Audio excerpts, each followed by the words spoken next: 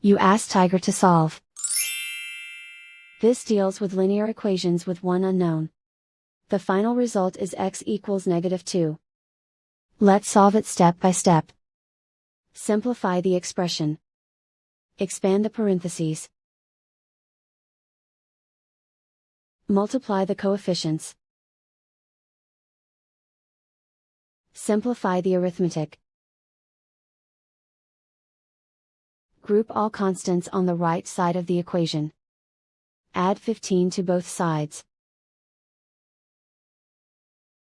Simplify the arithmetic.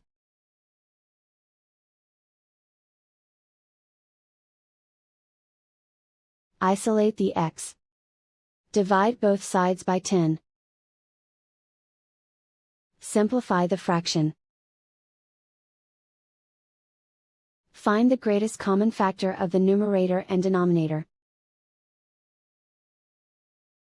Factor out and cancel the greatest common factor.